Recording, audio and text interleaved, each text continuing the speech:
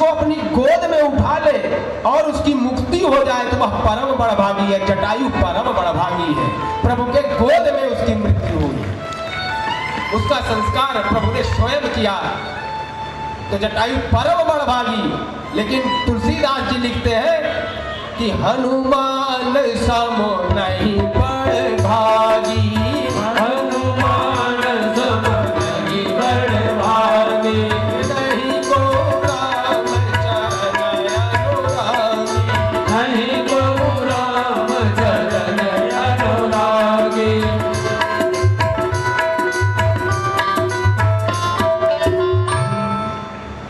इतने बड़भागी हैं, अति बड़भागी, अतिशय बड़भागी, परम बड़भागी, लेकिन उसके बाद भी हनुमान जैसा कोई बड़भागी नहीं है। क्यों? जास हृदय आगार बसहि राम सर चाप धरा। हनुमान जी का वास कहाँ है? किसी को पता है हनुमान जी कहाँ रहते हैं, कहाँ वास है? अतुलित बल धामं हेम शैला भजे हम तनुजवन कृशानं ज्ञानिनामाग्रगण्यं सकल गुण निधानं वानराणां धीशं रघुपति प्रिय भक्तं तं नमामि।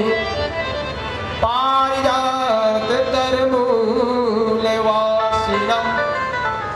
हनुमान जी का वास जो है पारिजात के वृक्ष के जड़ में रहता है, और हनुमान जी के हृदय में प्रभु श्री राम विराजते हैं, और उस राम के, सीता राम के धाम को अपने हृदय में विराजा है, इसलिए वो कहे गए अतुलित बल धामम।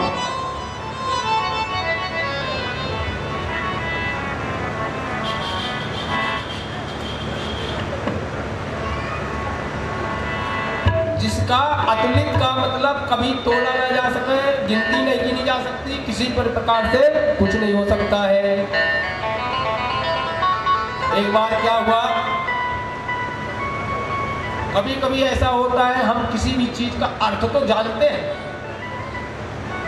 उत्तर पता रहता है, अर्थ भी पता रहता है, लेकिन परफॉर्मेंस सही नहीं हो पाती है, वहां जाकर के भूल जाते हैं। इसी तरह से एक राजा के राज्य में हुआ, उस राजा के कोई संतान नहीं, किसी भी प्रकार की कोई संतान नहीं। राजा ने सोचा हमारे अभी तक कोई संतान नहीं हुई, तो कम से कम ब्राह्मणों को बुला करके या पूछ लिया जाए।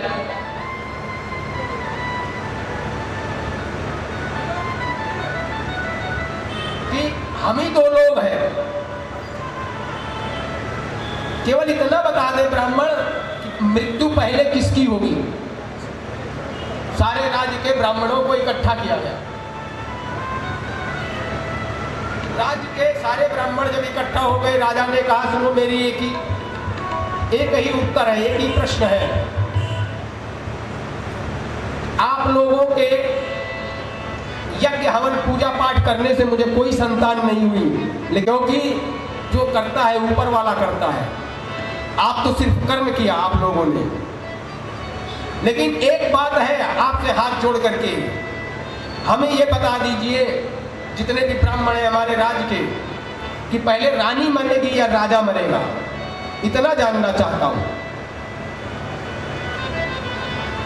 और जो ब्राह्मण बता देगा, जिसकी बात सत्य निकलेगी, राज उसका, क्योंकि मेरे तो कोई संतान है नहीं, इसलिए मेरा जो राज है वो उसका। और बात गलत हो गई तो देश निकाला हो जाएगा उसका। इतना सुन करके जो आता था वो भी भूल गए पंडित जन। लोग सोचने लगे, पता नहीं, विश्वास नहीं रहा पोथी पे कि क्या सही हो क्या गलत हो, आगे किसने देखा।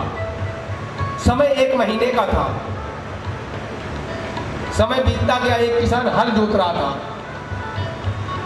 और रोज उधर से जाए, रोज वो किसान बोले पंडित जी कहाँ जा रहे हो, क्या बात है, मुझे भी बताओ, क्यों टेंशन में होती, चिंता किस बात की। पंडितों ने कहा तू हल जोत, तुझे क्या मतलब, किसान आदमी तू हल जोत।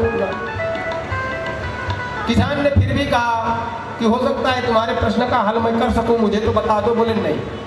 जब एक दिन रह गया तो कुछ लोग ऐसे होते हैं कि मैं बच जाऊं, दूसरा चाहे गड्ढे में जाए तो जाए, मैं बचूं। लोगों ने सलाह किया, बोले चलो पूछता हूं। किसान हरदम कहता रहता है कि मुझे बताओ। दूसरे दिन गए, एक दिन रह गया। किसान ने पूछा कहाँ जा रहे हो, बोले सुनो इधर आओ बताता हूँ। सारी कहानी बताई। उसने कहा मैं तो चुटकी में हल कर दूंगा, बस जो मामला है चुटकी में हल हो जाएगा, काहे घबरा रहे हो, चिंता क्यों कर रहे हो, चिंतित मत होइए। बोले लेकिन वहां तो पंडित को जाना है। अरे बोले चाहे पंडित हो, बनिया हो, ब्राह्मण हो, कोई भी हो, तुमसे क्या मतलब, बता देना मेरे रिश्तेदार है, मैं बताऊंगा जा करके। बोले हाँ ये बात बन सकती है, नहीं तो सारे ब्राह्मणों का निकाला होगा और फंसेगा तो ये फंसेगा। अब उनको ये नहीं दिख रहा है, इसे राज भी तो मिल सकता है। किसान को ले गए, महामंत्री ने आवाज लगाई, राजा के मंत्री ने आवाज लगाई, आज लास्ट दिन है बताओगे। बोले हाँ सरकार आज तो बताया जाएगा। राजा ने कहा इसको पंचांग दिया जाए। पंचांग दिया गया। उसने कभी पंचांग खोला नहीं था, उसने उल्टा खोला पंचांग। पंडित लोग सीधी की तरफ से खोलते थे, उसने उल्टा खोला। राजा के मंत्री ने कहा महाराज, बोले हाँ। बोले पंचांग उल्टा खोल रहा है, इसे पंचांग खोलने का तरीका नहीं पता है, पंचांग नहीं खोल पा रहा है, बताएगा क्या। किसान ने डांट करके कहा मंत्री को, चुप रहे, तुझे कुछ नहीं पता।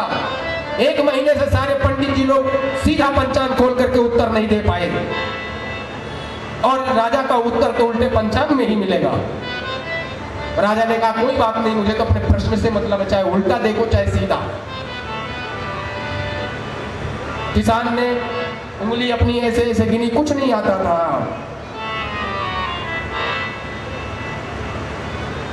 किसान ने छुपते ही कहा पहले राजा मरेगा, रानी बाद में मरेगी। बात खत्म हो गई। तो जब मरेगा जबकि देखी जाएगी।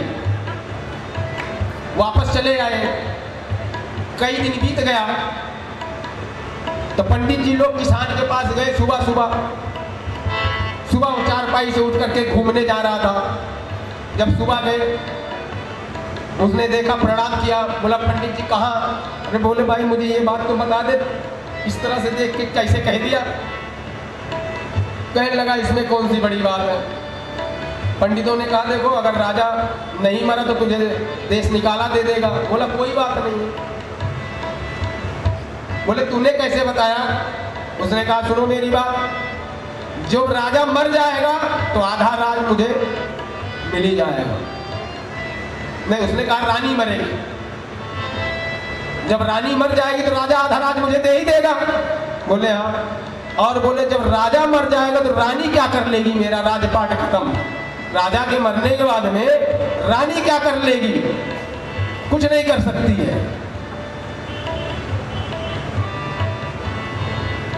तो कभी कभी ज्ञान होते हुए भी व्यक्ति अज्ञानी बन जाता है, अपने विश्वास नहीं रहता। और वो कह के आया था कि रानी मरेगी, अगर रानी पहले मर जाती तो राजा आधा राज दे देता उसको।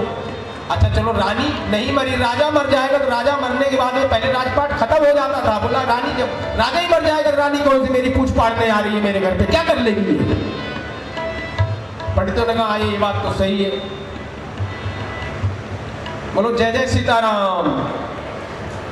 हाथ पत्र अरु ध्वजा बिराजे, हाथ पत्र अरु ध्वजा बिराजे,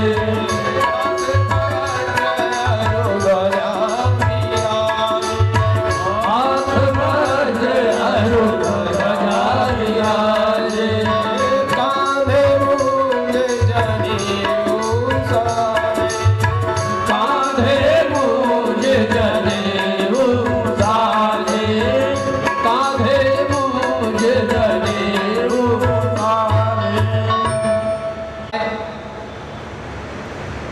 क्या लिख रहे हैं? वज्र, हाथ वज्र और ध्वजा विराजे, और हनुमान जी के हाथ में गदा है, और तुलसीदास जी ध्वजा वज्र लिख रहे हैं, और दिखाई देता है गदा, और कांधे मूंज जनेऊ साजे। कंधे पर मूंज एक घास होती है, मूंज एक घास होती है, उस घास का जनेऊ श्री हनुमान जी पहना करते थे। वज्र है, वज्र माने गदा, गदा माने काल, काल माने समय, और काल नेमी, नेमी माने चक्र। काल नेमी का मतलब होता है काल का समय, समय चक्र। तुलसीदास गुरु भगवान जी कहते हैं, अघटित घटन सुघट विघटन, ऐसी बिरदावली नहीं आने की। जो घटने वाली समस्या को रोक दे और न घटने वाले को घटा दे, वो है हनुमान। एक बार भजन कर ले, मुक्ति का जतन कर ले, कट जाएगी 84